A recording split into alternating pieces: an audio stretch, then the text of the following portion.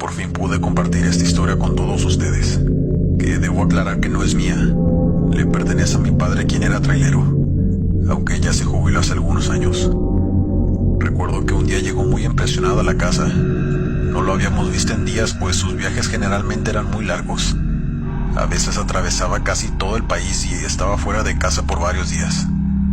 Mi hermana y yo corrimos a abrazarlo como siempre, pero mi madre de inmediato lo notó raro. Así que le preguntó que cómo le había ido, que por qué tenía esa cara. Y esto fue lo que nos contó.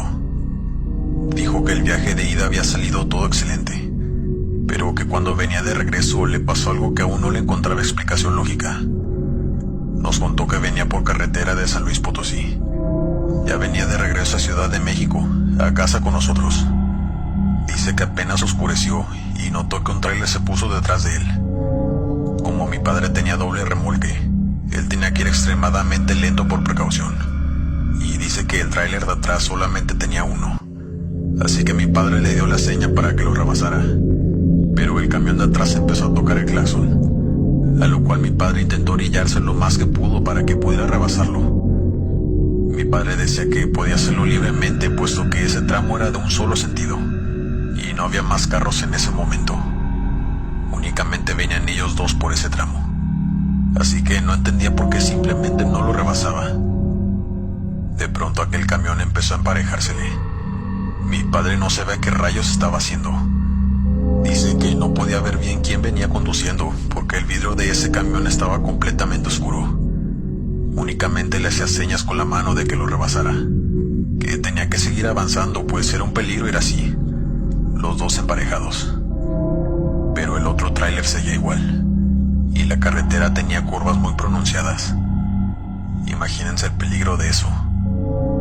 Mi padre comenzó a pitarle. Hizo de todo, pues se acercaba a una curva muy peligrosa, y era imposible cruzarla así, los dos emparejados, como si el tipo quisiera jugar carreras o algo por el estilo. Dice mi padre que cuando llegaron a esa curva, el camión salió disparado al vacío. Fue tanta la impresión de mi padre que casi pierde el control del volante él también, pero logró detenerse para auxiliar a aquel hombre y llamar a emergencias. Mi padre se bajó de su camión y corrió de inmediato a asomarse a aquel lugar, que mi papá dice que no estaba tan profundo. Alumbró con su linterna que siempre lleva con él, pero ahí no había nada. Él creyó que se encontraría con una escena desastrosa, el enorme camión incendiándose o destrozado, yo qué sé. Pero no había rastro de ningún camión o algún otro coche. Él pudo verificar esto porque el lugar no era tan profundo. Se podía ver perfectamente bien, pues estaba a poca distancia, y más alumbrando con una lámpara grande. Él ya no sabía si llamar a emergencias o mejor irse de ahí, pues es que no había nada que reportar. Así que corrió a su camión y se retiró de inmediato del lugar, donde, por cierto, algunos carros pasaron y le preguntaron a mi padre que si necesitaba ayuda, pero él no quiso contar nada y les dijo que no.